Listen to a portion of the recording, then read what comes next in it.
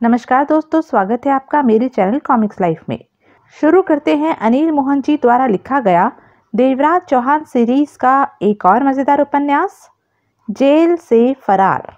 चीमा नारंग के हाथ में थमी रिवॉल्वर पर पकड़ सख्त हो गई। जबड़े सख्ती से कस गए। आंखें अंगारों के समान दहक रही थी। वह इस समय कड़कती धूप में सड़क के किनारे पर मौजूद सीमेंट के खंभे के पीछे छिपी हुई थी। धूप से मिचमिचाती आंखों पर हाथ रखे उसकी सिकुड़ चुकी निगाहें एकटक सामने नजर आ रही गली के मुहाने को देखे जा रही थी। उसकी खूबसूरत चेहरे पर बुरी तरह पसीना बह रहा था। बदन पर टाइट पैंट कमीज मौजूद थी। चीमा नारंग ने दाएं बाएं निगाहें घुमाई। धूप से झुलसती सड़क दूर तक खाली ही नजर आ रही थी। इक्का दुक्का वाहन ही या फिर कोई इंसान मजबूरी में गुजरता दिखाई दे जाता था। तभी गली में से 3 खतरनाक से नजर आने वाले दादा लोग निकले। तीनों के हाथों में रिवॉल्वरें थी। चीमा नारंग के हाथों में थमी रिवॉल्वर 3 बार गरजी। वह इस समय वहशी शेरनी की तरह नजर आ रही थी। तीनों गोलियां उन तीनों को लगी, 2 की छाती में और तीसरे के कंधे पर। दांत पीसकर चीमा नारंग ने पुनः ट्रिगर दबाया। कंधे में लगने वाले के माथे के बीच इस बार गोली लगी और वह बिना चीखे ही नीचे जा गिरा। दूसरा भी जान गंवा बैठा था और तीसरा नीचे गिरा बुरी तरह तड़प रहा था। उसके बचने की कतई कोई आशा नहीं थी। 4 फायरों के धमाकों की आवाज दूर दूर तक गूंजी थी। चीमा नारंग ने लाशों को देखा, फिर होठों से गुर्राहट निकली। साले! चीमा नारंग तक पहुंचना इतना आसान नहीं। धूप और क्रोध से विकृत होकर वह भयानक सी लग रही थी। रिवॉल्वर पैंट की पिछली जेब में घुसेड़ी तो गरम नाल का एहसास उसे अपनी कूल्हों पर हुआ। धूप से सड़ती सड़क पर पड़ी वह तीनों लाशें भयावह दृश्य उत्पन्न कर रही थी। उन पर आखिरी निगाह मारकर चीमा नारंग खंबे की ओर से निकलकर आगे बढ़ी ही थी कि उसके कानों में सायरन की तीव्र आवाज पड़ी। वह ठिठकी, निगाह घुमाकर देखा तो 100 गज की दूरी पर पुलिस पेट्रोल कार तूफानी रफ्तार से आ रही थी। पास में ही एक चौराहा था जहां पर खड़ी जीप ने फायरिंग की आवाज सुनकर इधर का रुख कर लिया था। अचानक टपकी विपदा के कारण चीमा नारंग ठगी सी खड़ी रह गई। इससे पहले वह कुछ कर पाती। पुलिस जीप पास आकर रुकी। जीप में मौजूद चारों पुलिस वालों की निगाह लाशों पर पड़ चुकी थी। जीप रुकते ही पुलिस वाले कूदकर नीचे आए और सब इंस्पेक्टर ने होलिस्टर से रिवॉल्वर निकालकर अपने हाथ में ले ली। चीमा नारंग पर निगाह पड़ते ही सब इंस्पेक्टर की आंखें सिकुड़ गई। तुम चीमा नारंग हो ना? विष्णु प्रताप नारंग जैसे नामी गैंगस्टर की बेटी? हाँ, चीमा नारंग ने दांत पीसकर कहा। इन तीनों को तुमने ही मारा है? सब इंस्पेक्टर की आवाज में हल्की सी घबराहट थी। इंस्पेक्टर, चीमा नारंग ने क्रूर स्वर में कहा, पिछले 6 महीनों में मैंने 17 हत्याएं की है। क्यों की है यह तुम अच्छी तरह जानते हो कि मैं? बातें मत करो, सब इंस्पेक्टर जल्दी से बोला। अपने हाथ जेबों से दूर रखना वरना गोली चला दूंगा। कानून को तुम्हारी लंबे समय से तलाश थी। अपने आप को अब गिरफ्तार समझो। रामलाल, इसके हाथों में हथकड़ी डाल दो। नहीं इंस्पेक्टर, चीमा अपनी गिरफ्तारी कभी नहीं देगी। चीमा नारंग की आवाज में खतरनाक भाव आ गए। 2 महीने पहले तुम जैसा ही एक पुलिस वाला मुझे पकड़ने के लिए आमादा हो गया था। मजबूरी में मुझे उसकी टांग पर गोली मारनी पड़ी। कहीं ऐसा ना हो कि इस बार गोली तुम्हारी छाती में लगे। बकवास मत करो तुम। तभी चीमा नारंग का शरीर बिजली किसी गति से हिला और उसकी दाईं टांग का जूता सब इंस्पेक्टर के हाथ में थमी रिवॉल्वर पर पड़ा। रिवॉल्वर उसके हाथ से निकलकर दूर जा गिरी। इसके साथ ही चीमा नारंग के हाथ में पिछली जेब से रिवॉल्वर निकलकर आ गई थी। बस इंस्पेक्टर, अब कोई चालाकी मत दिखाना। तुम सब जीप से पीछे हट जाओ। कानून से मत खेलो, सब इंस्पेक्टर सतर्क स्वर में बोला। जब शुरू में तुमने 2 की हत्याएं की थी तब तुम पकड़ी भी गई थी, जेल में भी पहुंच गई थी। लेकिन जेल वालों को अपने शरीर के झटके देकर उन्हें बेवकूफ बनाकर तुम जेल से फरार हो गई। ऐसा कब तक चलेगा? आखिर एक ना एक दिन तो तुम्हें फिर जेल की सीखचों के पीछे पहुंचना ही पड़ेगा और तुम्हारे मुकद्दर में सिर्फ फांसी ही आएगी। इतनों को मारकर तुम जिंदा नहीं बच सकती। चीमा नारंग के होठों से भेड़िए की सी गुर्राहट निकली। जीप से पीछे हट जाओ। सब इंस्पेक्टर विवशता भरी निगाहों से उसके हाथ में थमी रिवॉल्वर को, फिर उसके चेहरे पर छाए मौत के भावों को पहचानते हुए पीछे हो गया। साथ ही अन्य 3 पुलिस वालों को पीछे हटने का इशारा किया। सब पीछे हो गए। चीमा नारंग सावधानी से आगे बढ़ी, उछलकर जीप में बैठी और जीप स्टार्ट करके तूफानी गति से आगे बढ़ा दी। रिवॉल्वर उसने वापस जेब में डाल ली थी। अब जबड़े कसे हुए थे और दोनों हाथ स्टीयरिंग पर थे। देवराज चौहान ने सब कुछ देखा। उस समय वह सूरज रंधावा पर निगाह रख रहा था, जहां पर चीमा नारंग ने उन तीनों को शूट किया था। उस जगह के बेहद करीब ही शहर का सबसे महंगा क्रिस्टल रेस्टोरेंट था। वहां पर लंच डिनर करना शान समझा जाता था। सूरज रंधावा लंच के पश्चात रेस्टोरेंट से बाहर निकलकर अपनी कार में बैठ रहा था और देवराज चौहान भी उसके पीछे पीछे रेस्टोरेंट से निकलकर अपनी कार की तरफ बढ़ रहा था। सूरज रंधावा कार को रेस्टोरेंट के मेन गेट से बाहर ले गया था और देवराज चौहान ने पार्किंग से कार आगे बढ़ाई।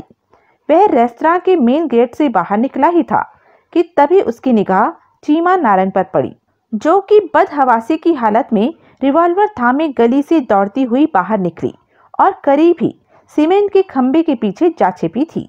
देवराज चौहान की आंखें सिकुड़ गई। उसने एक निगाह कुछ दूर जा रही सूरज रंधावा की कार पर मारी। वह जानता था रोज की भांति सूरज रंधावा महल समान बंगले पर जाकर रेस्ट करेगा और फिर शाम या रात को ही बाहर निकलेगा।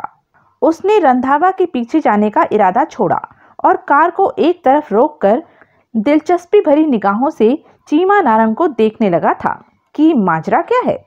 उसके बाद जो कुछ भी हुआ उसने देखा। उसकी आंखों में चीमा नारंग के लिए प्रशंसा के भाव आ गए। वास्तव में बहादुर और निशानेबाज लड़की थी। फिर जब वह पुलिस जीप लेकर भागी तो देवराज चौहान ने कार जीप के पीछे इस तरह लगा दी कि चीमा नारंग को पीछा किए जाने का शक न हो। 10 मिनट बाद ही चीमा नारंग ने जीप को वीरान सड़क पर छोड़ा और पैदल ही सतर्क भाव में आगे बढ़ गई। देवराज चौहान साई के समान उसके पीछे था। इतना तो वह महसूस कर ही चुका था कि यह लड़की उसकी योजना में फिट हो सकती है।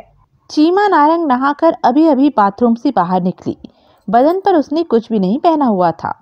पानी की बूंदें मोतियों के समान शरीर से चिपकी हुई थी। पुरानी सी अलमारी खोलकर उसने ढीली पैंट कमीज निकालकर पहनी। गीले बालों को शीशे के सामने खड़े होकर ठीक किया। फिर टेबल पर पड़ी रिवॉल्वर उठाकर उसका चैम्बर खोला।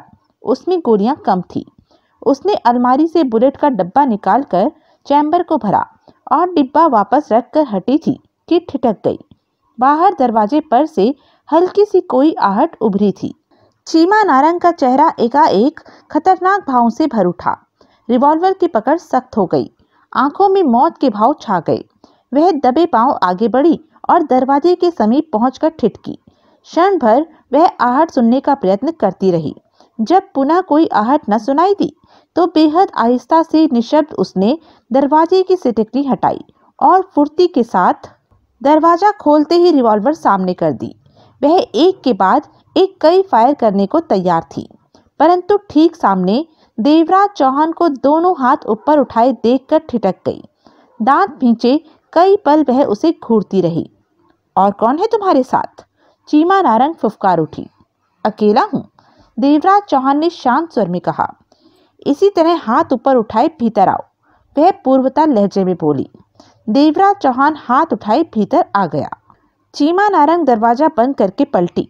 वह बेहद सतर्क थी और रिवॉल्वर देवराज चौहान की तरफ तना हुआ था।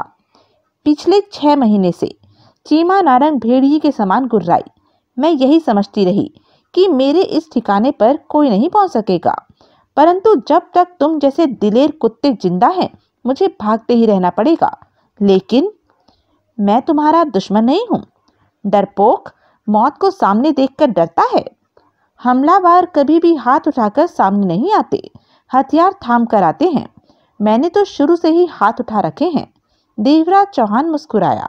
यह चाल है तुम्हारी कि मुझे धोखे में रखकर। तभी देवराज चौहान ने अपने दोनों हाथ नीचे गिराकर जेब से सिगरेट निकालकर सुलगाई और कश लिया।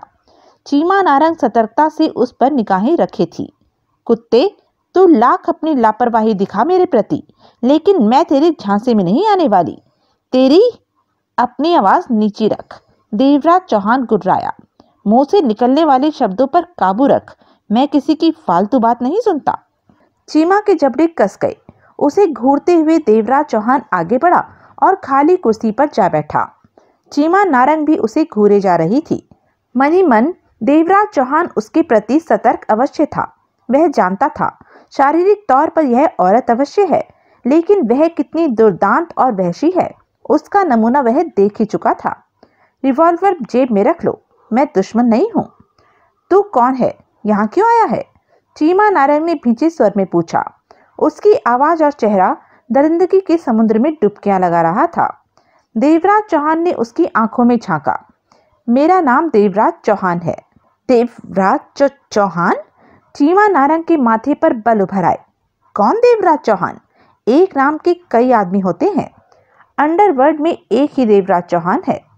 चीमा नारंग के चेहरे पर चौंकने के भाव स्पष्ट चमके। तुम वही देवराज चौहान हो? स्वर में हैरानी के भाव थे। जवाब में देवराज चौहान ने सहमति से सिर हिला दिया। चीमा नारंग कई पलों तक अनिश्चय भरे अंदाज से उसे देखती रही। तुम साबित कर सकते हो कि तुम वही देवराज चौहान हो? मेरा कहना ही काफी है। सरकार ने मुझे आई कार्ड नहीं दिया कि जिसे मैं तुम्हारे सामने पेश करके अपनी बात की सत्यता साबित कर सकूं। चीमा नारंग ने उसकी आंखों में झांका। तुम्हारे पास रिवॉल्वर है? है। निकाल कर मुझे दो। देवराज चौहान ने रिवॉल्वर निकालकर चीमा नारंग की तरफ उछाल दिया, जिसे चीमा नारंग ने लपका। फिर अपनी और देवराज चौहान की रिवॉल्वरें जेब में डाली और आगे बढ़कर कुर्सी पर आ बैठी। अब बोलो, मेरे पास क्यों आए और मेरे ठिकाने का तुम्हें पता कैसे चला? देवराज चौहान ने कष्ट लेकर सिर हिलाया। दोपहर में तुमने मेरे सामने 3 को शूट किया और पुलिस जीप ले भागी थी। तुम थे वहां? चीमा नारंग चौंकी। हाँ, कुछ दूरी पर था, सब कुछ देख रहा था। और अब भी मेरे आने पर तुमने जो बातें मुझे कही उससे लगता है कि कुछ लोग तुम्हारे पीछे हैं। देवराज चौहान ने शांत स्वर में कहा। कौन है वह लोग? अगर तुम समझते हो कि मुझे तुम्हारी सहायता की जरूरत है तो यह भूल है तुम्हारी। मैं अपने काम में किसी का दखल पसंद नहीं करती। तुम्हारी सहायता करने में मेरी कोई दिलचस्पी नहीं है। देवराज चौहान मुस्कुराया। मैं तो सिर्फ उत्सुकता के नाते पूछ रहा था। उसकी बात पर ध्यान न देकर चीमा नारंग ने पूछा।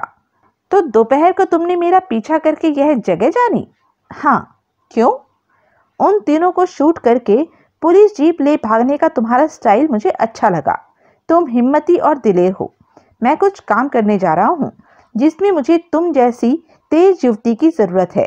देवराज चौहान बोला। चीमा नारंग उठ खड़ी हुई। देवराज चौहान? वह टहलते हुए कहने लगी। मैंने तुम्हारा बहुत नाम सुना है। तुमने कई सफल डकैतियां डाली हैं। करोड़ों रुपया तुमने डकैतियों से वसूला है। आज तुम्हें खुद भी हिसाब नहीं होगा कि तुम्हारे पास कितनी दौलत है। इतनी दौलत मेरे पास हो तो इंसान को आराम से एक तरफ बैठ जाना चाहिए। देवराज चौहान के होठों पर अजीब सी मुस्कान बिखर गई।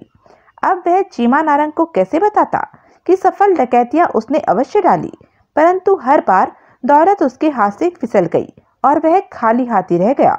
बेबी, देवराज चौहान हौले से हंसा। हो सकता है तुम्हारा कहना सही हो। दरअसल मैंने एक गड्ढा खोद रखा है। जब तक वह नहीं भरेगा तब तक मैं दौलत इकट्ठी करता ही रहूंगा। मेरे साथ काम करने के बारे में तुम्हारा क्या विचार है? चीमा नारंग ठिठकी। देवराज चौहान को देखने के पश्चात पुनः टहलने लगी। उसके खूबसूरत चेहरे पर गंभीरता छाई हुई थी। आजकल मुझे भी पैसे की दिक्कत पड़ रही है, लेकिन मैं तुम्हारे साथ कोई काम इसलिए नहीं कर सकती कि तुम मेरे दुश्मन हो। खूंखार कुत्तों की तरह मेरी हत्या करने के लिए मुझे सूंघते फिर रहे हो। यह सिलसिला 6 महीनों से चल रहा है। मैंने अकेले 17 आदमियों को मारा है जो मुझे मारना चाहते थे। देवराज चौहान ने गंभीरता से सिर हिलाया। काम के दौरान अगर ऐसे लोग सामने आए तो मैं खुद तुम्हारा साथ दूंगा उन लोगों से निपटने में। देवराज चौहान ने दृढ़ता भरे स्वर में कहा। चीमा नारंग के चेहरे पर सोच के भाव आ गए। मेरी बात मानो, अपने काम में किसी और को ले लो। ऐसा ही करूंगा अगर तुम न मानी तो। तुम्हें इसलिए लेना चाहता हूं कि तुम्हारी बहादुरी मैं अपनी आंखों से देख चुका हूं। क्या नाम है तुम्हारा? चीमा। तुम्हारे आगे पीछे? कोई नहीं। चीमा नारंग ने सिर हिलाया। क्या करना चाहते हो तुम? अपहरण। सुनते ही चीमा नारंग ठिठकी। अपहरण? फिरौती के लिए? हाँ, यह तो छोटा सा काम है, ज्यादा तो हासिल नहीं होगा। 1 करोड़ इस काम में पीटा जा सकता है। चीमा नारंग के होठ सिकुड़ गए। 1 करोड़? बुदबुदाने के पश्चात वह पुनः टहलने लगी। वास्तव में मोटा माल है। कितनों में बटेगा यह 1 करोड़? 6 में। चीमा नारंग ने असहमति से सिर हिलाया। रहने दो, 1 करोड़ 6 में बटेगा तो पल्ले क्या पड़ेगा? बहुत कुछ पड़ेगा। देवराज चौहान मुस्कुराया। 6 में से 2 को 15 और बाकी का 85 4 में बटेगा। मतलब कि 20-22 पल्ले पड़ेगा। हाँ, किसका अपहरण करना है? तुमने शायद विक्रम सिंह रंधावा का नाम तो सुना होगा। चीमा नारंग का चेहरा स्लेट की भांति सपाट हो गया। विक्रम रंधावा को उठाने की सोच रहे हो? नहीं, उसके बेटे सूरज रंधावा को उठाने का प्लान बनाया है। कई दिनों से वह मेरी नजर में है। आज भी मैं उसके ही पीछे था जब तुमने उन तीनों को शूट किया था। और आज तो सूरज रंधावा अकेला ही था, बॉडीगार्ड साथ नहीं थे उसके। और कौन कौन है इस काम में? मेरा साथी जगमोहन, अन्य 3 और भी हैं। यह तुम्हारा सिरदर्द नहीं है। तुम अपने बारे में बताओ कि तैयार हो, हाँ या ना? तैयार हूँ। चीमा नारंग का स्वर ठंडा था। ओके। देवराज चौहान उठ खड़ा हुआ। काम शुरू होने में ज्यादा देर नहीं है। मैं कल या परसों इसी काम के सिलसिले में आऊंगा। देवराज चौहान ने अपनी रिवॉल्वर उससे वापस ले ली। चीमा नारंग की सर्द निगाहें देवराज चौहान पर टिक चुकी थी। किसी औरत को काम में साथ लेकर चलना मेरी जाति ख्याल से ठीक नहीं। यह खतरनाक काम है। खतरनाक आदमी ही इसे अंजाम दे सकते हैं। जगमोहन ने गंभीर स्वर में कहकर देवराज चौहान पर निगाह मारी। विक्रम सिंह रंधावा जैसे हद से ज्यादा खतरनाक गैंगस्टर के बेटे सूरज रंधावा को उठाने की योजना बना रहे हो और सहयोग के तौर पर लड़की को साथ मिला रहे हो? देवराज चौहान सिगरेट सुलगाकर मुस्कुराया। तुमने उस लड़की को नहीं देखा, लेकिन मैंने देखा है। खूबसूरत तो होगी ही। बरबस ही जगमोहन मुस्कुराया। बहुत। देवराज चौहान भी मुस्कुरा पड़ा। जिस तरह से उसने अपने अचूक निशाने से उन तीनों को शूट किया, उसके बाद पुलिस वालों से निपटकर उन्हें साइड लगाकर उनकी जीप ले भागी, यह सब तो शायद हर खतरनाक मर्द के बस का भी काम नहीं था। वह 17 खून कर चुकी है पिछले 6 महीनों में। इसी से तुम अंदाजा लगा सकते हो कि वह क्या चीज होगी। जगमोहन ने विचार भरी निगाहों से उसे देखा। वह है कौन? नाम चीमा नारंग है। अपने बारे में वह कुछ भी नहीं बताना चाहती कि वह कौन है और किन लोगों से उसकी दुश्मनी क्यों है। यह सब बातें जाने बिना ही तुम उसे अपनी योजना में मिला लोगे? मेरे ख्याल से तो कोई फर्क नहीं पड़ता। हमने कुछ ही देर के लिए उसे अपने साथ मिलाया है। उसके बाद उसके रास्ते अलग, हमारे अलग। वह जो भी करती फिरे, हमें इस बात से क्या लेना देना? देवराज चौहान ने लापरवाही से कहा। फिर भी उसके बारे में कुछ मालूम हो जाता तो ठीक रहता। छोड़ो इस बात को, तुम अपनी सुनाओ। विक्रम सिंह रंधावा के बारे में कोई खबर? जगमोहन ने सिगरेट सुलगाकर सिर हिलाया। खास नहीं। मुझे तो लगता है रंधावा अब ठंडे हो चुके गैंगस्टरों की लिस्ट में आ गया है। कैसे? दादागिरी उसने बंद कर रखी है। सुना है काले धंधे से उसने किनारा कर लिया है, अपना गैंग समाप्त कर दिया है। अब वह सफेद पोश उद्योगपतियों की श्रेणी में आता जा रहा है। नए नए बिजनेस खोलने चालू कर दिए हैं, कहीं फैक्ट्री तो कहीं तगड़ा शोरूम। ठेकेदारी के धंधे में भी आ गया है, यानी कि शरीफों वाले हर काम में टांग अड़ाता जा रहा है। इस काम में उसे कोई परेशानी नहीं, क्योंकि वह अथाह दौलत का मालिक है। अलबत्ता बड़े बड़े बिजनेसमैन उससे अपने लिए खतरा महसूस करने लगे हैं। कहने के पश्चात जगमोहन ने गहरी सांस ली। दिन भर में क्या करता है वह? खास कुछ नहीं। 6 मैनेजर रख छोड़े हैं। धंधों की देखभाल में वही लगे हैं। सारा दिन महल रूपी बंगले में ही पड़ा रहता है। लोगों से बहुत कम मिलता है। सिर्फ उन्हीं लोगों से मिलता है जिनसे उसे स्वयं काम होता है। कभी बोर हो जाए तो 2 अंगरक्षकों के साथ किसी होटल वगैरह में चाय, लंच या डिनर के लिए चला जाता है। इसका मतलब वास्तव में उसने अंडरवर्ल्ड से किनारा कर लिया है। हाँ, पिछले 6 महीनों से उसने कोई गड़बड़ नहीं की। हालांकि किसी को इस बात पर विश्वास नहीं, फिर भी उसकी हरकतें देखकर विश्वास करना पड़ रहा है। 2 होशियार पुलिस वाले हर समय विक्रम सिंह रंधावा की निगरानी पर रहते हैं। ताकि रंधावा के बारे में वह पूरी तरह जान सके कि वास्तव में उसने बुरे काम छोड़ दिए हैं। रंधावा भी उन पुलिस वालों के बारे में जानता है, परंतु उन्हें निगरानी से कभी मना नहीं किया, क्योंकि वह अच्छी तरह जानता है कि पुलिस आसानी से उसकी बात पर विश्वास नहीं करेगी कि उसने अंडरवर्ल्ड छोड़ दिया है। देवराज चौहान ने सिर हिलाया और गहरी सोच में डूब गया। उसके बेटे सूरज के बारे में कोई खास बात? जगमोहन ने पूछा। नहीं, उसका वही रोजमर्रा का रूटीन है। अलबत्ता आज उसके साथ बॉडीगार्ड नहीं थे, वह अकेला ही था। इसका मतलब वह बिना बॉडीगार्डों के भी बाहर निकलता है? हाँ, लेकिन कभी कभार ही। जगमोहन ने सिगरेट का कश लिया। बाकियों का क्या किया? मैं समझा नहीं। जुगल किशोर को इस काम में मिलाने के बारे में सोचा था? हाँ, 15 दिन से उस पर निगाह रख रहा हूँ। वह बहुत ही शराफत से जिंदगी बिता रहा है, जबकि जुगल किशोर जैसा इंसान कभी भी शराफत से जिंदगी नहीं बिता सकता। आज मैं उससे मिलूंगा। आज? हाँ, देवराज चौहान ने सिर हिलाया। जयचंद भाटिया, उम्र 48 बरस, कद 5 फीट, सामान्य शरीर, काम चोरी चकारी करना, पॉकेट मारी और मौका लगे तो लूटपाट। बाप का तो उसे खुद भी मालूम नहीं कि वह कौन था, परंतु जब होश संभाला तो माँ की गोद में था। जैसे तैसे करके वही उसे कमाकर खिलाती थी। 12 वर्ष का हुआ तो माँ टीबी की बीमारी से मर गई। वह अकेला रह गया, एक तो गरीब, ऊपर से अकेला। जो भी दोस्त मिले हरामी मिले, वह भी उन्हें हरामियों में शामिल होता चला गया। उन्हीं की बदौलत पॉकेट मारी और चोरी करके उसने पांवों पर खड़ा होना सीखा। लगभग 35 बरस से वह इन्हीं धंधों में पड़ा हुआ था। इन्हीं चक्करों में वह 3 बार जेल भी हो आया था। पहली बार वह 25 बरस की उम्र में जेल गया। तब वह एक घर में चोरी करने घुसा था। घर में जवान युवती के अलावा कोई नहीं था। वह नवविवाहिता थी, जो कि गहरी नींद में थी। बदन पर पड़ी नाइटी अस्त व्यस्त होकर ऊपर तक चढ़ाई थी। जयचंद भाटिया चोरी करना भूल गया, सब कुछ भूल गया। एक ही छलांग में वह नवविवाहिता के ऊपर था। वह बहुत तेज थी। उसने जयचंद भाटिया को बाहों में ऐसा दबाया कि उसका 5 फुटा शरीर उसके शरीर से चिपक कर रह गया था। जयचंद ने सोचा शायद वह भी राजी है, परंतु उसे बाहों में दबाने के बाद वह गला फाड़ फाड़ कर चिल्लाने लगी।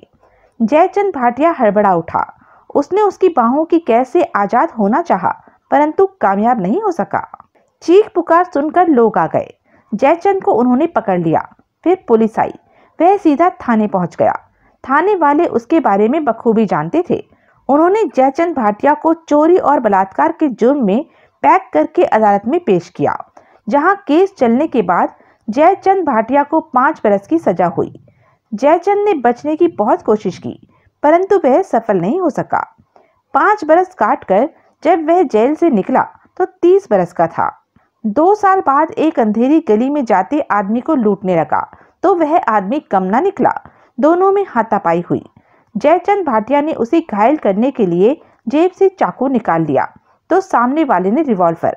बाद में मालूम हुआ कि वह इंसान सादे कपड़ों में पुलिसमैन था। इस बार जयचंद भाटिया को 2.5 बरस की सजा हुई।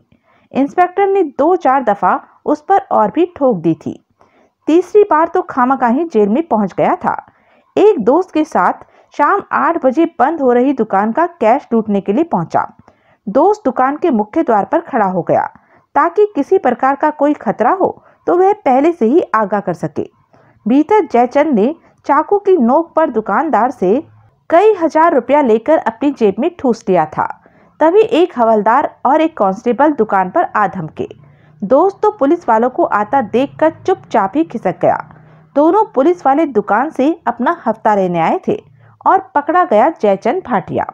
इस बार उसे 2 बरस की सजा हुई। बढ़ती हुई उम्र के साथ जयचंद भाटिया अब 48 बरस का हो चुका था। सारी जिंदगी लगभग उसने बुरे हाल में ही काटी थी। 3 बार जेल का गया, सारी हिम्मत जवाब दे गई। अब वह जेल नहीं जाना चाहता था और इतना पैसा भी बना लेना चाहता था कि कोई छोटा मोटा काम करके बाकी की जिंदगी बिना पुलिस के खौफ से बिता सके। 2 दिन पहले ही उसने एक स्कूटर चोरी करके 1500 रुपए में बेचा था। इन दिनों वह ऐसे कामों में हाथ डाल रहा था जिनमें खतरा न के बराबर हो, और 8-10 दिन पहले अपनी गली में ठहरे देवराज चौहान और जगमोहन पर उसकी निगाह पड़ गई। इन दोनों को वह बखूबी पहचानता था। पल भर में ही उसके मन में ख्याल आया कि अगर देवराज चौहान उसे किसी काम में अपने साथ मिला ले तो उसकी झोली में नोट ही नोट होंगे। इसके बाद तो जब भी देवराज चौहान सामने पड़ता, या यूं कहा जाए कि वह खुद देवराज चौहान के बाहर निकलने या बाहर आने की ताक में रहता और सामने पड़ते ही मक्खन भरे अंदाज में बात करने लगता। अब भी वह अपने घर की खिड़की में बैठा देवराज चौहान वाले मकान को देख रहा था कि कब वह बाहर निकले और उससे बात करे। अंधेरा छाने लगा था, शाम हो चुकी थी और ठीक इसी समय देवराज चौहान बाहर निकला और पैदल ही गली में बढ़ गया।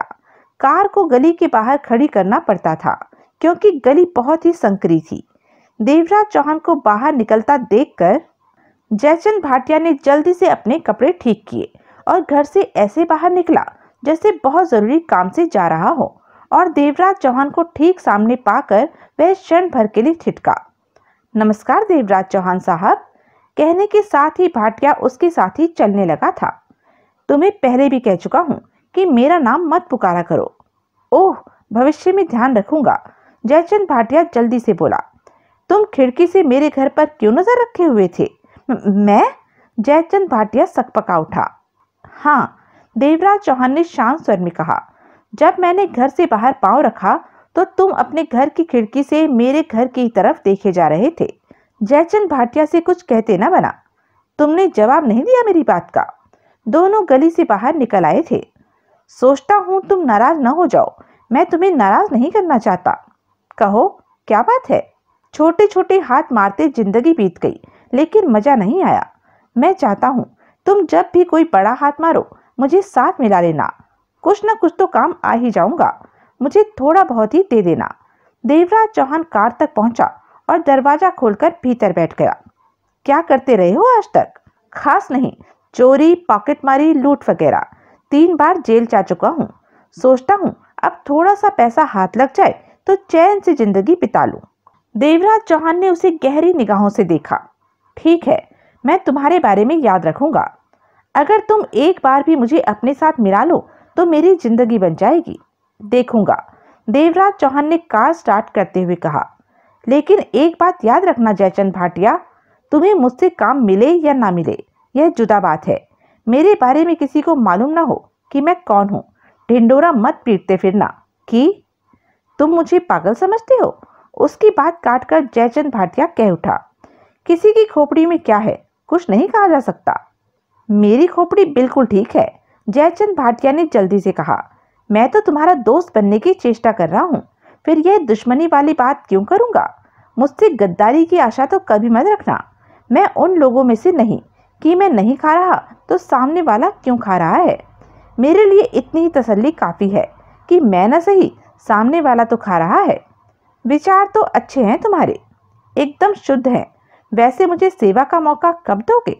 कह नहीं सकता, अभी इंतजार करो। कहने के साथ ही देवराज चौहान ने कार आगे बढ़ा दी। जयचंद भाटिया कार को जाते हुए देखता रहा, फिर बुदबुदा उठा। देवराज चौहान भाई, आदमी तो मैं बहुत कलाकार हूँ, लेकिन किस्मत ने कभी मुझे कलाकारी दिखाने का मौका ही नहीं दिया। देखो, शायद अब मौका मिल जाए।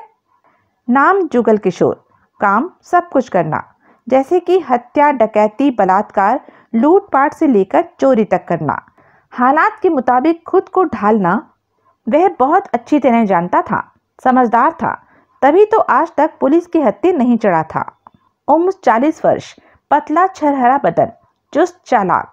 20 साल पहले ही उसने घर छोड़ दिया था। शरीफ खानदान का चिराग बुरे कामों में पड़ गया था। बाप ने लाख समझाया, परंतु जुगल किशोर ने समझने की चेष्टा ही न की। बचपन से ही वह आवारा संगत में रहा था। तंग आकर बाप ने उसे घर से निकाला तो जुगल किशोर ने चैन की सांस ली। अब उसे कम से कम किसी का डर तो नहीं रहा। दोस्तों की टोली तो पहले से ही थी। फिर वह बुरे कामों में धंसता चला गया। अपनी समझदारी के दम पर हमेशा वह कामयाब ही रहा। उसके बारे में पुलिस जानती थी, परंतु गवाह सबूत न होने की वजह से वह शान से आजाद घूमता था। वैसे जहां तक हो सके पुलिस से बनाकर रखता था।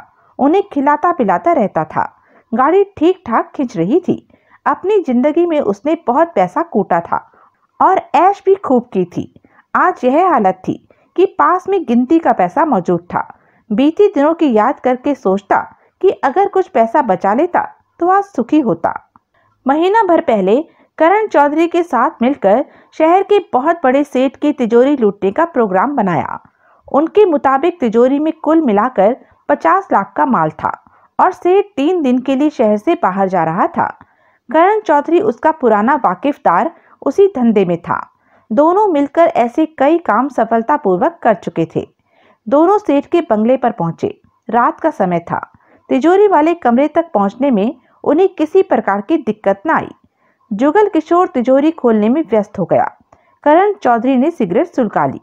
तभी भूत की तरह सेठ की बीवी जाने किस काम के लिए वहां आ गई। उन दोनों को देखते ही वह गला फाड़ फाड़ कर चिल्लाने लगी। दोनों घबरा उठे। करण चौधरी ने पलक झपकते ही जेब से चाकू निकाला और उसका फल खोलकर चाकू सेठानी पर दे मारा। चाकू उसके गले में जा धंसा। चीखें रुक गई। वह धड़ाम से नीचे जा गिरी। वह मर गई थी। बेवकूफ, जुगल किशोर दबे स्वर में चीखा। इसे मारा क्यों? चीख रही थी तो मुंह दबा देता। मैं घबरा गया था। करण चौधरी चेहरे का पसीना पोंछते हुए सकपकाए स्वर में कह उठा। तभी उसके कानों में किसी के आने की आहट पड़ी। खिसक लो, इसकी चीखें सुनकर कोई आ रहा है। जल्दी से उसकी गर्दन से अपना चाकू निकालो। कहने के साथ ही जुगल किशोर ने रुमाल निकालकर तिजोरी पर से अपनी उंगलियों के निशान साफ किए। करण चौधरी ने सेठानी की गली से चाकू निकालकर उसके ही कपड़े से फल साफ करके अपनी जेब में डाल दिया था। अगले ही पल दोनों खिड़की से कूदे और बाहर थे। भीतर से खून खून की आवाजें आने लगी। दोनों भागकर बंगले से दूर निकल गए। करण, जल्दी से अपने घर पहुंच जाओ। मैं अपने घर जा रहा हूं। याद रखना, आज हम मिले ही नहीं और ना ही घर से बाहर निकले। इस प्रकार की हत्या का शक पुलिस हम लोगों पर ही करेगी। शक की बिना पर पुलिस ने धर भी लिया तो मुंह से कुछ मत फूटना और जेब में पड़े चाकू को ठिकाने लगा देना, वरना चाकू ही तुम्हें हत्यारा साबित कर देगा। कितने दिन बंद होकर रहना पड़ेगा? बंद रहने की कोई जरूरत नहीं, जुगल किशोर बोला। 10-20 दिन किसी भी काम में हाथ मत डालना। 2-4 गवाह इकट्ठे कर ले कि उनके साथ था। उसके बाद जुगल किशोर अपने घर आ पहुंचा, जो कि 2 कमरों का था। सब कुछ ठीक ही रहा। पुलिस उन तक नहीं पहुंची। इस बात को महीना बीत गया था। करण 2 चक्कर लगा गया था कि कोई नया काम किया जाए। जुगल किशोर खुद भी मोटा हाथ मारने की फिराक में था, परंतु इस बार वह करण चौधरी के साथ काम करने में हिचकिचा रहा था। जिस प्रकार उसने सेठानी के गले में चाकू उतार दिया था, यह उसकी घबराहट का नतीजा था। ऐसी गलती वह फिर भी कर सकता था, जबकि ऐसे मौकों पर बेहद ठंडे दिमाग से काम लेना चाहिए। करण चौधरी की हरकतें उसे कभी भी फंसवा सकती थी, इसलिए वह अकेला ही या किसी अन्य साथी के साथ ही कोई दूसरा काम करने की सोच रहा था। महीना भर उसे खाली बैठे होने को आ रहा था। खाली बैठना उसकी फितरत में शामिल नहीं था। अब उसके हाथ में कुछ कर गुजरने के लिए खुजली होने लगी थी। नोट भी अब कम होने शुरू हो गए थे। नए काम की तलाश में वह तैयार होकर बाहर जाने की सोच रहा था कि दरवाजा थपथपाया गया। उसने यही सोचा कि करण चौधरी आया होगा और आगे बढ़कर दरवाजा खोल दिया। सामने देवराज चौहान खड़ा था। अनजान चेहरा सामने पाकर जुगल किशोर मन ही मन सतर्क हो गया। बाहर जाने की तैयारी हो रही है? देवराज चौहान एकाएक मुस्कुराया। कौन हो तुम? जुगल किशोर अपने भावों पर काबू पाकर बोला। बहुत लापरवाह रहते हो। देवराज चौहान ने उसके कंधे पर हाथ रखकर उसे पीछे किया और भीतर प्रवेश कर गया। पिछले 15 दिनों से मैं तुम्हारी निगरानी कर रहा हूँ, लेकिन इस बात का तुम्हें आभास भी नहीं हुआ। अगर तुम्हारी जगह मैं होता तो निगाह रखने वाले की पूरी जन्म पत्री तैयार करता और उसका मुंह मोड़ देता। जुगल किशोर ने आंखें सिकोड़कर देवराज चौहान को देखा। तुम हो कौन? दोस्त ही समझो। देवराज चौहान मुस्कुराया। पहले दरवाजा तो बंद कर लो। जुगल किशोर ने दरवाजा बंद किया और पलटकर उसे देखने लगा। तुम जैसा इंसान इस तरह घर में बंद होकर नहीं बैठ सकता, जैसे कि पिछले 15 दिनों से तुम घर में घुसे बैठे हो। जहां तक मेरा ख्याल है, तुमने कोई भारी गड़बड़ की है, जिसके कारण यह दिन तुमने खामोशी से गुजारे हैं। अब कहीं बाहर जा रहे हो क्या? जुगल किशोर की निगाहों में सख्ती आ गई। तुम 15 दिन से मेरी निगरानी कर रहे हो? हाँ। क्यों? देवराज चौहान हंसा। मैंने पूछा है कि तुम मेरी निगरानी क्यों कर रहे थे। जुगल किशोर के दांत भिज गए। देखना चाहता था कि आजकल तुम किस फेर में हो। देख लिया? हाँ, देखा कि आजकल तुम घर में ही दुबके हुए हो। देवराज चौहान ने सिगरेट सुलगाकर कश लिया। कोई कहता तो विश्वास नहीं करता, परंतु आंखों से देखकर विश्वास करना ही पड़ता है कि तुम जैसा खुराफाती इंसान हाथ पर हाथ धरे बैठा है। जुगल किशोर ने उसे घूरते हुए सिगरेट का कश लिया। काम की बात करोगे या ऐसे ही? करूंगा। देवराज चौहान के चेहरे पर गहरी मुस्कान फैल गई। इसमें तो कोई शक नहीं कि मेरी अनुभवी आंखें तुम्हें किसी खतरनाक इंसान के रूप में पहचान रही हैं। मुझे लगता है जैसे तुम्हें पहले भी देखा है, लेकिन समझ नहीं पा रहा हूँ कि कहाँ देखा है। मेरी आंखें इस मामले में कभी धोखा नहीं खा सकती। जुगल किशोर एक एक शब्द चबाकर बोला। कौन हो तुम? देवराज चौहान ने उसकी आंखों में झांका। देवराज चौहान। जुगल किशोर चौंका। आंखें हैरानी से फटकर चौड़ी होती चली गई। हक्का पक्का सा ठगा सा देवराज चौहान को देखता रह गया। देवराज चौहान सिगरेट का कश लेते हुए कमरे में चारों तरफ नजरें दौड़ाने लगा। जुगल किशोर ने खुद को संभाला, परंतु पूरी तरह संभाल न पाया और उल्टे सीधे कदम उठाते हुए आगे बढ़कर देवराज चौहान के सामने आ गया। तुम देवराज चौहान हो? जुगल किशोर का स्वर असंयत था। देवराज चौहान ने सिर हिलाया। देवराज चौहान? जुगल किशोर ने हड़बड़ाहट में कश लिया। वही देवराज चौहान जिसने केशवपुरम में गुंडागर्दी डिपार्टमेंट के खिलाफ जंग छेड़ी थी। जो हाँ, वही हूं मैं। जुगल किशोर अविश्वास भरी निगाहों से उसे देखता रह गया। मुझे तो यकीन नहीं आ रहा कि तुम वही हो और मेरे पास हो। गुंडागर्दी डिपार्टमेंट के बारे में जानने के लिए देखें अनिल मोहन जी का नॉवल गुंडागर्दी, जो मेरे चैनल पर पहले ही अपलोड है। मैं वही हूँ। अब तुम्हें जल्दी से यकीन कर लेना चाहिए, क्योंकि मैं तुमसे खास बात करने आया हूँ। देवराज चौहान ने कश लेकर गंभीर स्वर में कहा। जुगल किशोर ने सिगरेट नीचे फेंक कर उसे जूते से मसला। कहो कहो, क्या कहना चाहते हो तुम? मैंने तुम्हारे बारे में सब कुछ मालूम किया, उसके बाद तुम पर नजर रखनी आरंभ की। तुम जैसे खतरनाक और हौसलामंद आदमी की मुझे अपने काम में आवश्यकता है। मेरे साथ काम करना चाहते हो? हाँ, तुम्हारे साथ क्यों नहीं काम करूंगा। यह तो मेरी खुशकिस्मती है कि तुमने मेरे पास आकर मुझे अपने साथ काम के लिए कहा। देवराज चौहान ने हाथ उठाकर उसे कहने से रोक लिया। जल्दबाजी मत करो, पहले पूरी बात सुन लो। हो सकता है कि सारी बात सुनकर मेरे साथ काम करने में तुम गुरेज करो। ऐसा संभव नहीं। मैं हर हाल में तुम्हारे साथ काम करूंगा। पूछोगे नहीं कि काम क्या है? देवराज चौहान हंसा। क्या है? देवराज चौहान कश लेकर शांत स्वर में बोला।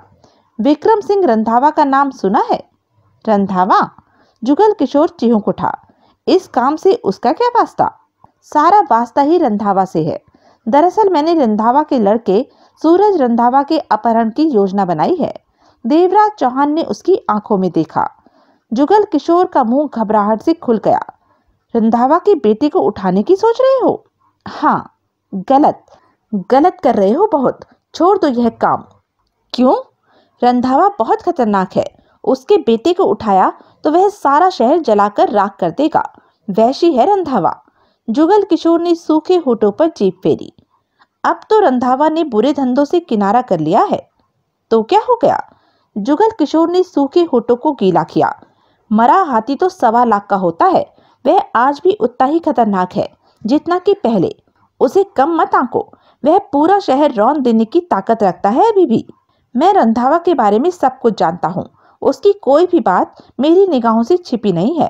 2.5 महीनों से मैं यह सब काम ही कर रहा हूँ। देवराज चौहान ने एक एक शब्द चबाकर कहा।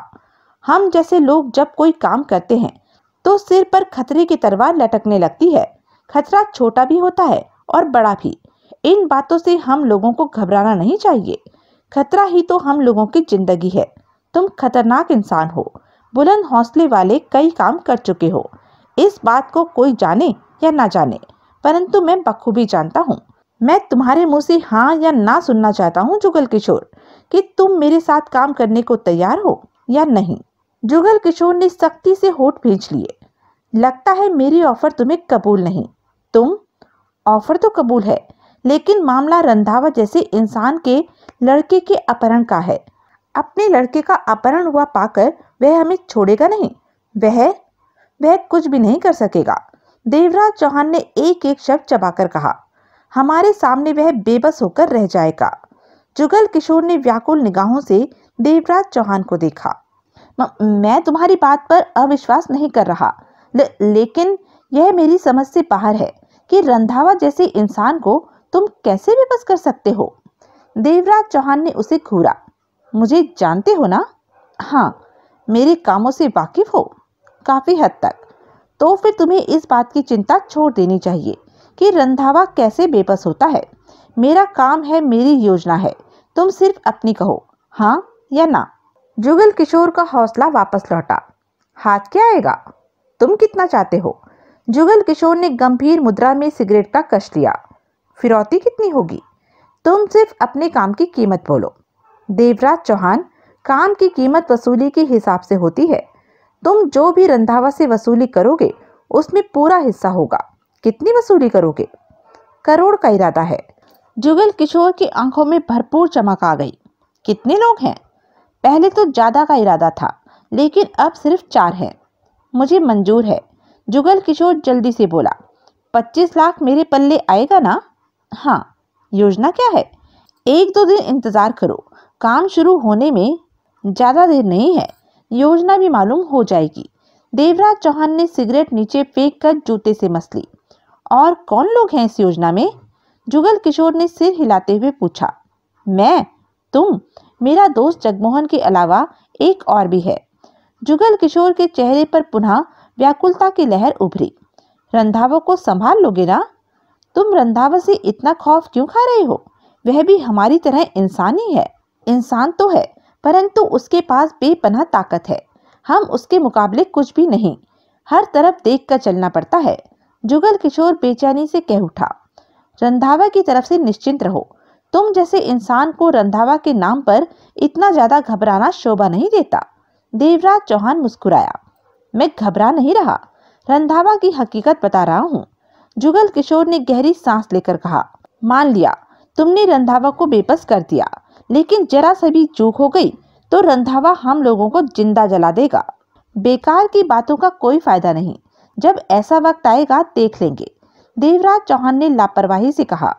आने वाले वक्त के बारे में सोचकर डरना नहीं चाहिए, सिर्फ अपने काम की तरफ ध्यान देना चाहिए। चलता हूँ। कल या परसों मैं या जगमोहन तुम्हें बुलाने आएंगे, तैयार रहना। जुगल किशोर ने सहमति से सिर हिला दिया।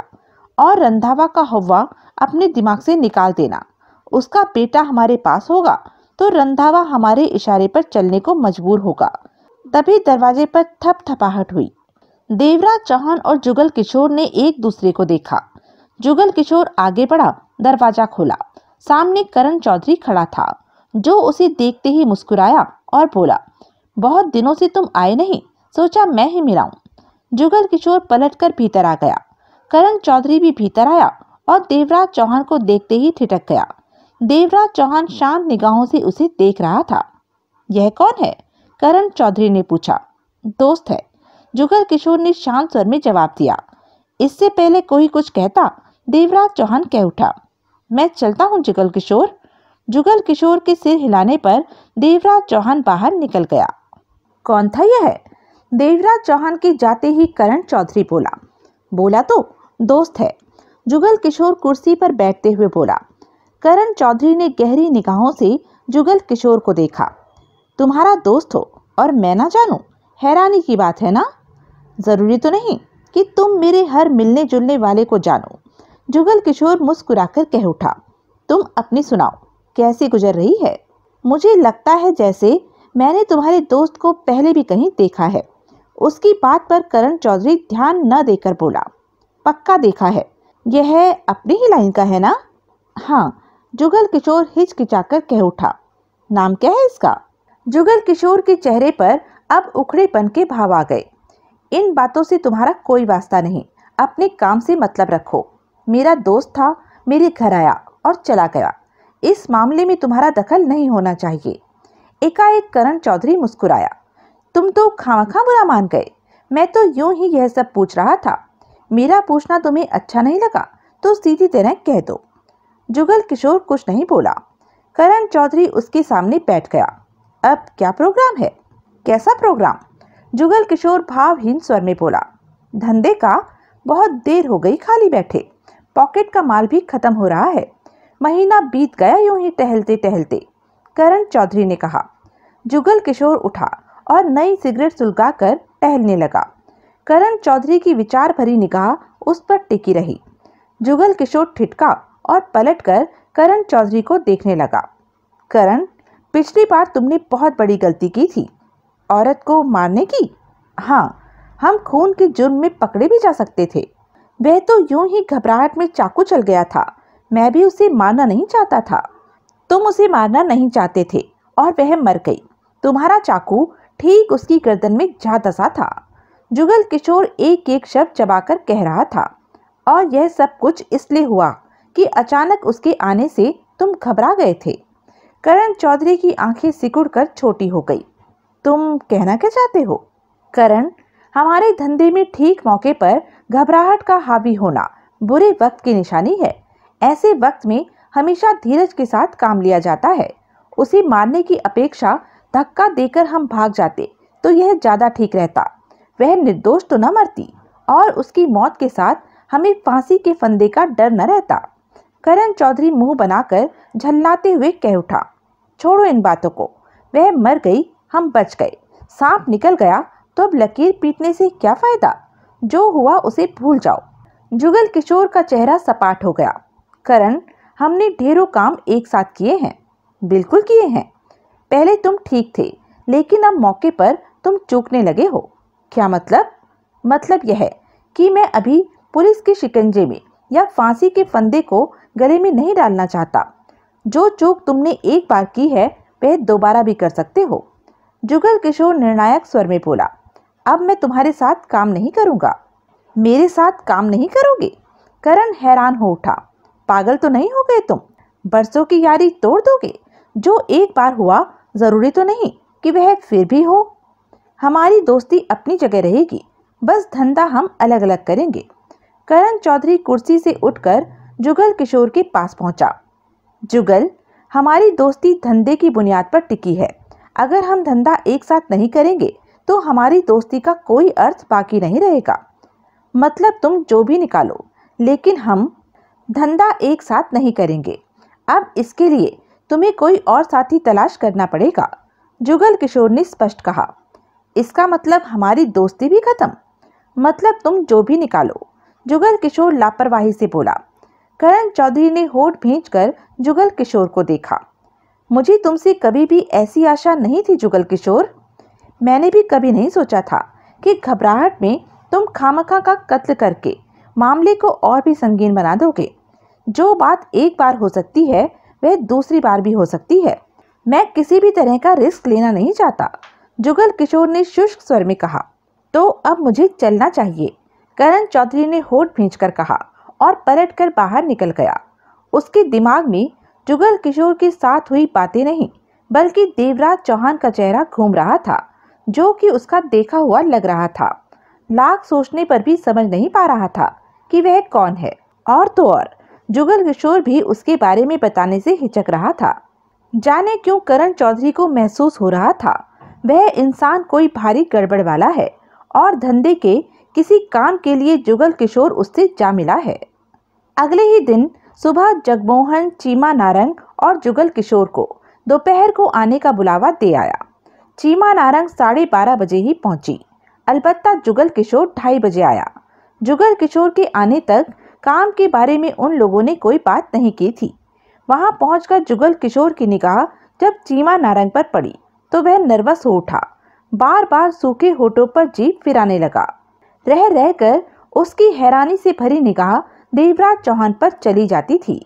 जगमोहन ने चाय तैयार की और 4 प्यालों में डालकर कमरे में आ पहुंचा। तीनों टेबल के गिर्द कुर्सियों पर बैठ चुके थे।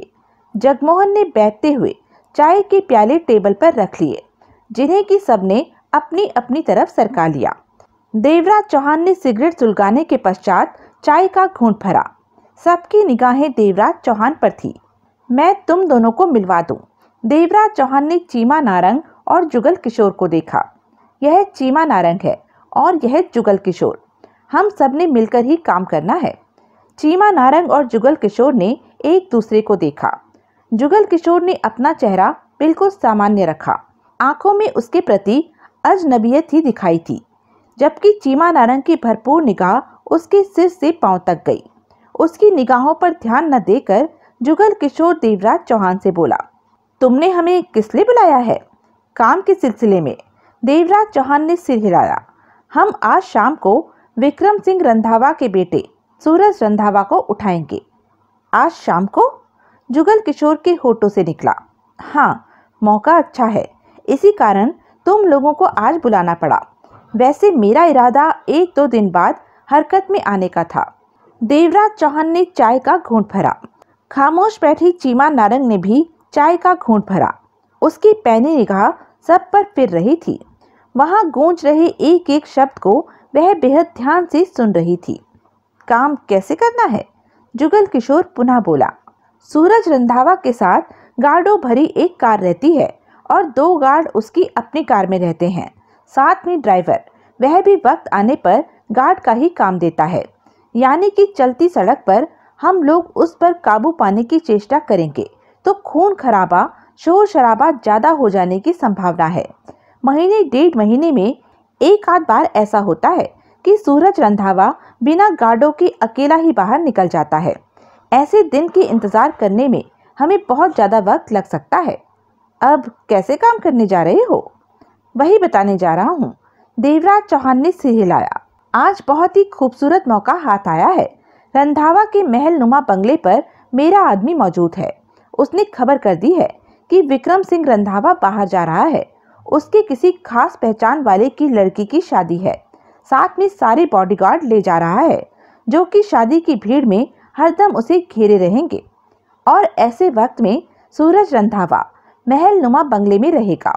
रोज की भांति शाम को घर से बाहर नहीं निकलेगा।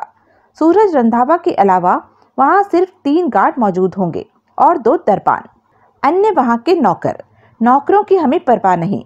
2 दरबान और 3 गार्डों से हम आसानी से निपट सकते हैं। चीमा नारंग की आंखों में सर्द भाव उजागर हो गए, जबकि जुगल किशोर का गला खुश्क हो उठा। तुम सूरज रंधावा को उसके घर से उठाने की सोच रहे हो?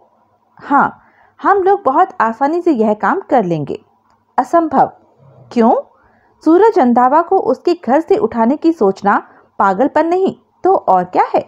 जुगल किशोर ने सूखे होठों पर जीभ फेरी। वहां अवश्य और भी इंतजाम होंगे।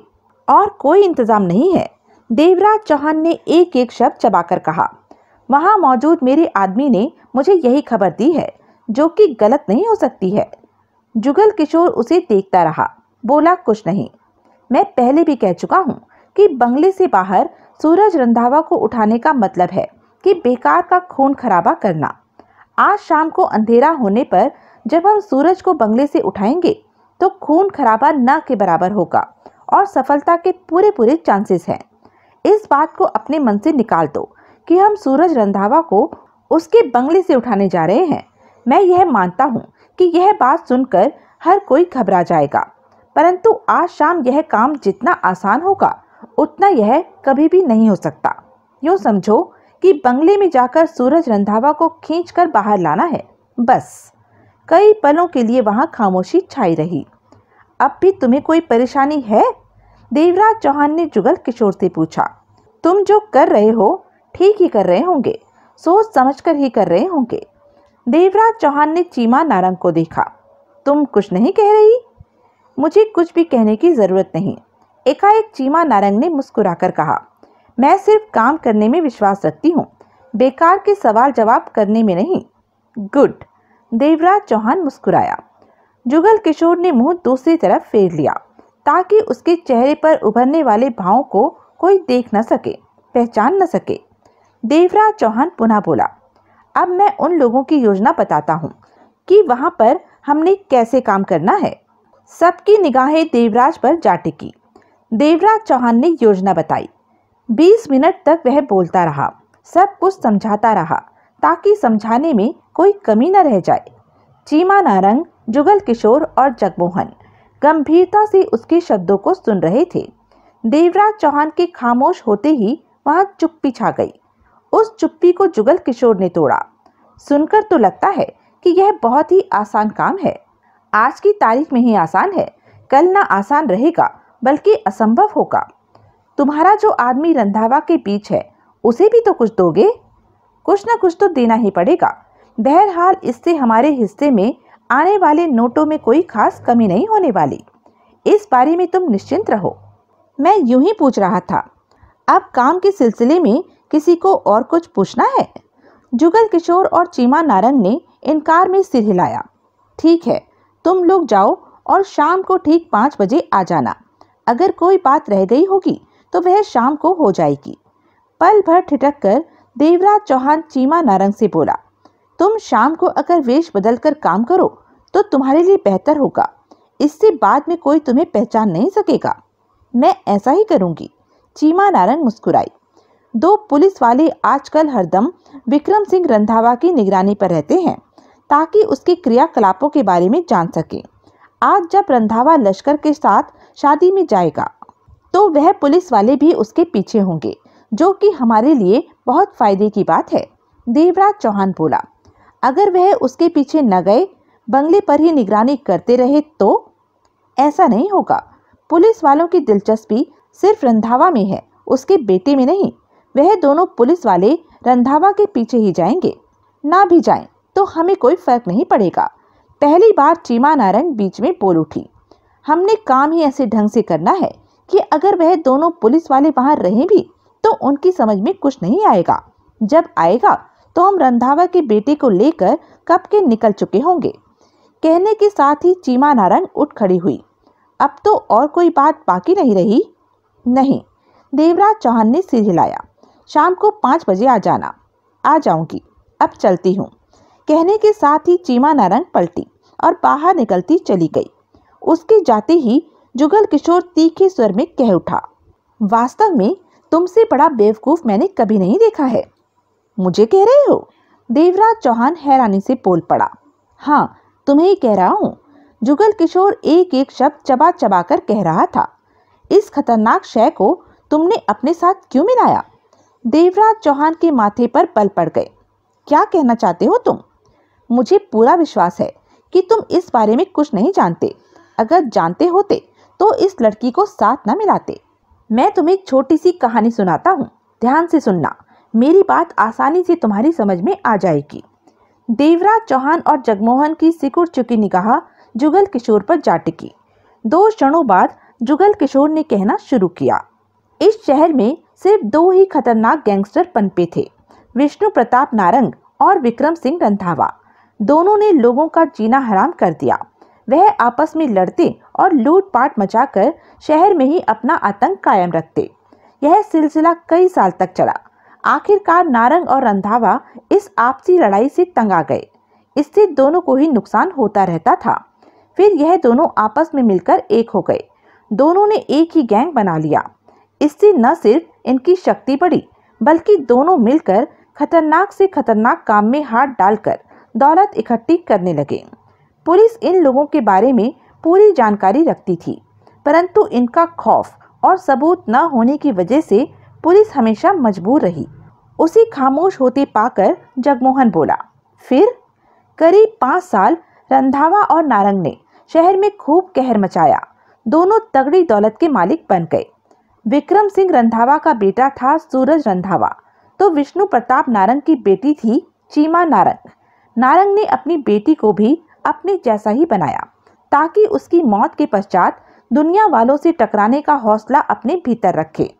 एक दिन रंधावा ने नारंग से कहा कि वह धंधे से अलग होना चाहता है, लेकिन नारंग नहीं माना। उसका कहना था, इन धंधों में आकर इनसे किनारा नहीं किया जा सकता। लेकिन रंधावा अथाह दौलत का मालिक बन चुका था और बाकी की जिंदगी बिजनेस करके शराफत से बिताना चाहता था। रंधावा ने बहुत कोशिश की। सारा गैंग उसने नारंग को देने को कहा, परंतु वह नहीं माना। वह उसको अपने साथ ही काम करते देखना चाहता था। इस बात को लेकर दोनों में ठन गई। वह एक दूसरे की जान के दुश्मन बन गए। ऐसी ठनी कि मौका पाकर विक्रम सिंह रंधावा ने विष्णु प्रताप नारंग को समाप्त कर दिया और गैंग खत्म करके शराफत से एक तरफ बैठ गया। लेकिन रंधावा विष्णु प्रताप सिंह नारंग की बेटी को भूल गया, जो कि नारंग की तरह ही खतरनाक और वहशी बन चुकी थी। वह इस प्रकार अपने बाप की हत्या होती कैसे देख सकती थी। उसने बिना किसी का सहारा लिए अकेले ही रंधावा के खिलाफ मौत की जंग छेड़ दी और पहला कदम तब उठाया जब एक दिन रंधावा कार में 2 अंगरक्षकों के साथ जा रहा था कि नारंग की लड़की ने भरी सड़क में कार रुकवाकर कार पर गोलियां चलानी आरंभ कर दी। पहली गोली ड्राइवर को लगी, दूसरी अंगरक्षक को, तीसरी रंधावा को लगनी थी, परंतु दूसरा अंगरक्षक सामने आ गया। गोली उसकी छाती में लगी। रंधावा बच गया। लड़की भाग गई, परंतु रंधावा ने पहचान लिया कि वह लड़की नारंग की ही बेटी है और अपने बाप का बदला लेने की कोशिश में है। कहते कहते जुगल किशोर ठिठका। तभी देवराज चौहान बोला, तुम्हारा मतलब है कि विष्णु प्रताप नारंग जैसे गैंगस्टर की बेटी यही चीमा नारंग है? हाँ। जगमोहन और देवराज चौहान एक दूसरे का मुंह देखने लगे। मैंने तुम्हें पहले ही कहा था, लड़की का आगा पीछा जान लो, जगमोहन भुनभुनाया। जवाब में देवराज चौहान सिर्फ सिर हिलाकर रह गया। जुगल किशोर ने पुनः कहना शुरू किया। उसके बाद विक्रम सिंह रंधावा ने शहर के दादाओं को ठेका दे दिया कि जो भी नारंग की बेटी चीमा नारंग को मारेगा उसे लाखों में इनाम मिलेगा। रंधावा की यह घोषणा करनी थी कि शहर के छोटे बड़े सारे बदमाश चीमा नारंग की तलाश में लग गए। उसके बाद चीमा नारंग रंधावा को अपने निशाने पर न ले सकी, क्योंकि शहर के बदमाश उसके पीछे थे और उसे अपनी जान बचानी भारी पड़ रही थी। 6 महीने से चीमा नारंग जान बचाती हुई भाग रही है। मुकद्दर से वह अभी तक बची हुई है और सुना है 15-20 को मार भी चुकी है, जो इसे मारने पर आमादा थे। यह बहुत खतरनाक शय है और तुमने इसे अपने साथ मिला लिया, वह भी रंधावा के बेटे सूरज रंधावा के अपहरण के प्लान में। बिजली के मुंह में चिड़िया छोड़ना महामूर्खता है। हम उसका अपहरण करने में कामयाब हो गए तो क्या चीमा नारंग सूरज रंधावा को जिंदा छोड़ेगी? उसे फिरौती में कोई दिलचस्पी नहीं, यह मेरा दावा है। वह तो अब बिल्ली की भांति इस मौके की तलाश में होगी कि कब सूरज रंधावा कब्जे में आए और कब उसे गोलियों से भूने, और उसे मारकर वह अपने बाप की हत्या का आधा बदला ले लेगी। हैरानी में पड़ा देवराज चौहान कई पल बैठा रह गया। तुमने यह बात पहले क्यों नहीं बताई? जब चीमा नारंग को तुमने यहाँ देखा था, उसके बारे में बताकर मैंने मरना था क्या? जुगल किशोर ने मुंह बनाया। मेरे मुंह खोलते ही उसने मुझे भून कर रख देना था। जगमोहन ने क्रोध भरी निगाहों से देवराज चौहान को देखा। पड़ गई ठंडक, हो गई तसल्ली। जब मैंने कहा था कि लड़की के बारे में अच्छी तरह जान लो, तब तो तुमने मुझे डायलॉग सुना दिया था। अब क्या कहते हो? वह तो रंधावा की दुश्मन है और रंधावा के बेटे के अपहरण की योजना में तुमने उसे शामिल कर लिया है। वह क्या ऐसे खूबसूरत मौके से चूकेगी? जुगल किशोर ठीक कहता है कि मौका मिलते ही उसने सूरज रंधावा के सीने में सारी गोलियां उतार देनी है। अब तुम अपहरण के बाद रंधावा से निपटोगे या चीमा नारंग से? किस पर नजर रखोगे? सामने दुश्मन हो तो निपटा जा सकता है, बगल में हो तो नहीं निपटा जा सकता। देवराज चौहान ने दोनों को देखा। वास्तव में मुझसे बहुत बड़ी चूक हो गई कि मैंने चीमा नारंग की बीती जिंदगी के बारे में जानने की चेष्टा नहीं की। देवराज चौहान ने भारी स्वर में कहा, और इस चूक को अब किसी भी स्थिति में ठीक नहीं किया जा सकता। जगमोहन ने तीखे स्वर में कहा और उठकर चहलकदमी करने लगा। अब कुछ नहीं हो सकता सिवाय इसके कि चीमा नारंग पर निगाह रखी जाए और जब भी वह ऐसा कुछ करने की चेष्टा करे तो उसे शूट कर दिया जाए। देवराज चौहान ने सख्त स्वर में कहा, इस योजना से उसे बाहर करना उसे छेड़ने जैसा होगा। आखिर कब तक हम उस पर निगाह रख सकते हैं? जगमोहन खींचकर बोला, हो सकता है इस सब के देखते ही देखते वह रिवॉल्वर निकाले और सूरज रंधावा को भून दे। बाद में चाहे जो कुछ भी होता रहे, लेकिन शिकार तो हमारे हाथ से गया। जिस फिरौती की रकम के लिए हमने सब कुछ किया वह दौलत न मिली और रंधावा जैसे इंसान को भी हमेशा के लिए अपना दुश्मन बना लिया। वह तो अपने बेटे का हत्यारा हमें ही समझेगा, क्योंकि अपहरण के सरगना तुम हो, ना कि चीमा नारंग। जगमोहन ठीक कह रहा है। मामूली सी बात अब वास्तव में गंभीर मसला बन गई है, जिसे हल करना भी अब संभव नहीं लग रहा था। मैं तुम्हारी बात से इनकार नहीं करता जगमोहन, तुम सही कह रहे हो, लेकिन इस समय हम ऐसी जगह पर खड़े हैं कि वापस भी नहीं पलट सकते। मेरे ख्याल से हमें, जुगल किशोर बोला, रंधावा के अपहरण का ख्याल छोड़ देना चाहिए। नहीं, देवराज चौहान एकाएक सख्त स्वर में कह उठा। सिर्फ एक लड़की के कारण मैं अपनी योजना खत्म नहीं कर सकता। कोई बड़ा कारण होता तो शायद ऐसा कर भी देता। योजना अपनी जगह रहेगी और काम पूरा होगा। वक्त आने पर चीमा नारंग से भी निपट लिया जाएगा। तुम जाओ जुगल किशोर, शाम को 5 बजे आ जाना। जुगल किशोर उठ खड़ा हुआ। शायद तुम चीमा नारंग से निपट ही लोगे, लेकिन गोली चलाना उसका पसंदीदा शौक है। अच्छी निशानची है वह। तुमने मेरा निशाना देखा है? देवराज चौहान की आंखों में सर्द भाव आ गए। नहीं, जब चीमा नारंग गड़बड़ करने की चेष्टा करेगी तब तुम मेरा निशाना देखना। मुझे तो कुछ समझ में नहीं आता कि क्या होने वाला है। जुगल किशोर गहरी सांस लेकर कह उठा, तुम इन मामलों में ज्यादा समझदार हो, खुद ही सोच लेना। मैं चलता हूँ, शाम को आ जाऊंगा। मुझे तो नहीं लगता कि 5 पैसे भी अब इस काम में हाथ लगेंगे। 20-25 लाख की तो बात दूर ही है। फिर भी मन में आशा है, तभी इस काम से किनारा नहीं कर रहा।